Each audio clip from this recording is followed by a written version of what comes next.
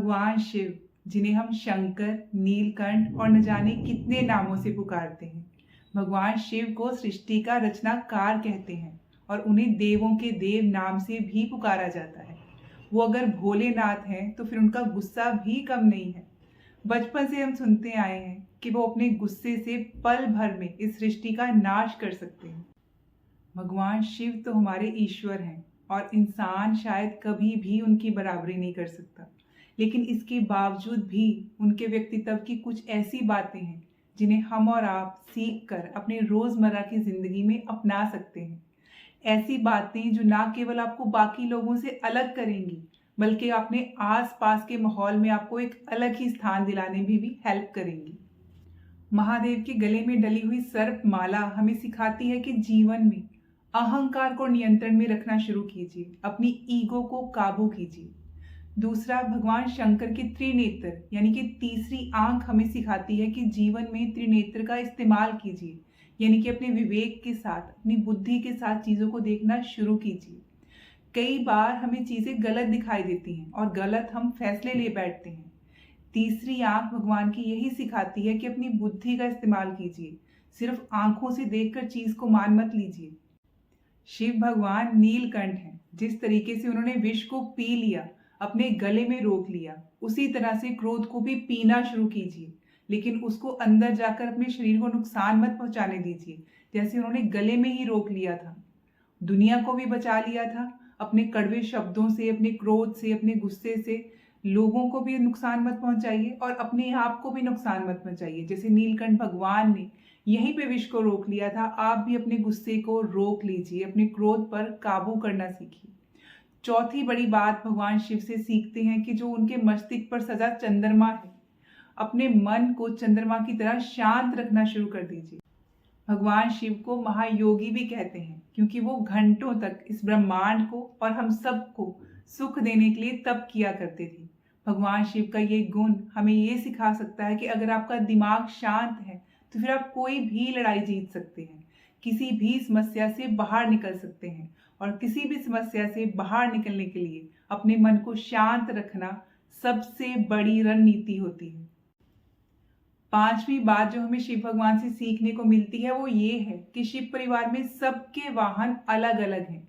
भगवान शिव जी के वाहन नंदी जी हैं, माँ पार्वती के वाहन शेर हैं, और वहीं कार्तिकेय जी के वाहन मोर हैं, और भगवान गणेश जी के वाहन मूषक हैं, यानी कि चूहा है। ये सब एक दूसरे के दुश्मन हैं, लेकिन जब शिव परिवार में जाते हैं तो सब मिलकर रहते हैं, प्रेम से रहते हैं। स्वभाव चाहे अलग अलग हो, परिवार में प्यार होना सबसे ज्यादा जरूरी है। भगवान शिव हमें छठी बात ये सिखाते हैं कि कभी भी बुराई या नाइंसाफी बर्दाश्त न करें। भगवान शिव को बुराई का नाश करने वाला माना जाता है। उन्होंने कभी भी अन्याय को नहीं सहा, बुराई के प्रतीक राक्षसों का नाश किया। इसी तरह से हमें भी अपने जीवन में हर बुराई के खिलाफ, वो बुराइयां जो हमारे खुद के अंदर भी हैं या जो हमारे आसपास हैं, उनके खिलाफ लड़ना चाहिए, उनको खत्म करने की कोशिश करनी चाहिए। सातवीं बात भगवान शिव हमें ये सिखाते हैं कि आत्म नियंत्रण रखना सीखिए। आत्म नियंत्रण यानी कि सेल्फ कंट्रोल ही सफलता की सबसे बड़ी चाबी है।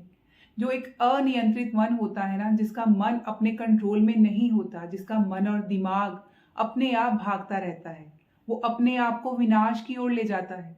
जब तक आपका ध्यान भटकता रहेगा, आपको कोई भी युद्ध या लड़ाई जीतने में हेल्प नहीं मिलेगी। आप हर जगह हारते जाएंगे, क्योंकि ना तो आपका मन कंट्रोल में है और ना ही दिमाग। ऐसे में ये बहुत जरूरी है कि आप अपने दिमाग और दिल को अपने लक्ष्य की ओर केंद्रित रखें। देवों के देव महादेव हमें आठवीं चीज ये सिखाते हैं कि भौतिक चीजों के पीछे ना भागें, मटेरियलिस्टिक चीजों के पीछे अपनी जिंदगी व्यर्थ में ना गंवाएं।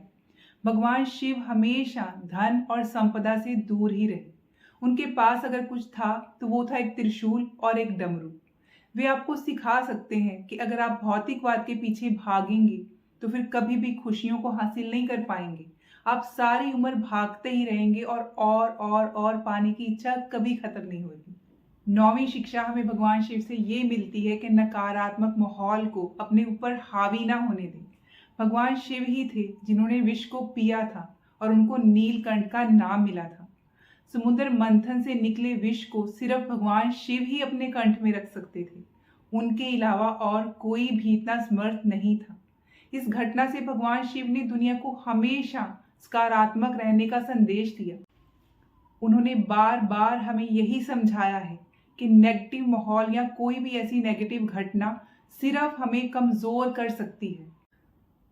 उन्होंने हमेशा बार बार हमें नेगेटिव थिंकिंग से, नेगेटिव माहौल से दूर रहने का ही संदेश दिया। उन्होंने यही समझाया कि नेगेटिव माहौल सिर्फ हमें कमज़ोर कर सकता है, इसलिए हमें अपनी थिंकिंग को हमेशा पॉजिटिव रखना चाहिए और ज़िंदगी में आगे बढ़ते रहना चाहिए। 10वीं शिक्षा भगवान शिव से ये मिलती है कि किसी भी चीज़ को पाने का जुनून हमें विनाश की ओर ले जाता है। भगवान शिव खुद भी हमेशा हर तरह की इच्छाओं से दूर रहे और हमें भी वो इसी चीज़ की प्रेरणा देते हैं। उन्होंने कभी भी किसी चीज़ को हासिल करने का जुनून नहीं रखा। हम सबको ये सच भगवान शिव से सीख लेना चाहिए कि इच्छाएं हमेशा जुनून की ओर ले जाती हैं और जुनून कभी कभी आपके विनाश की वजह भी बन सकता है। 11वीं शिक्षा भगवान शिव हमें ये देते हैं कि हमेशा अपनी पत्नी का सम्मान कीजिए, अपने पार्टनर को रिस्पेक्ट दीजिए। भगवान शिव को अर्धनारीश्वर भी कहते हैं, जिसमें उनका आधा हिस्सा उनकी पत्नी पार्वती माता का है। उन्होंने हमेशा पार्वती माता को सम्मान के साथ रखा, उनको हमेशा उनका ध्यान रखा। पार्वती उनकी शक्ति थी और उन्होंने हमेशा उन्हें वही महत्व दिया जिसकी वो हकदार थी। आप भी अपनी जिंदगी में अपनी पत्नी को, अपने पार्टनर को वही स्थान दें जो भगवान शिव ने माता पार्वती को दिया था। 12वीं शिक्षा भगवान शिव हमें ये देते हैं कि हर चीज इस दुनिया में सिर्फ कुछ क्षण के लिए ही होती है। भगवान शिव एक महायोगी थे और महायोगी कभी भी मोह माया में नहीं पड़ते। वो इस बात को जानते हैं कि जिंदगी में सब कुछ सिर्फ कुछ पल के लिए ही होता है। आज जो कुछ भी है वो कल नहीं रहेगा, कल मौजूद नहीं होगा। जिंदगी में बदलाव आते हैं और हमें भी उन बदलावों को स्वीकार करना ही होगा। जब हम इस सच को समझ जाते हैं तो जिंदगी बहुत ही सरल और सुखी हो जाती है। 13वीं चीज जो भगवान शिव हमें सिखाते हैं वो है नृत्य कला।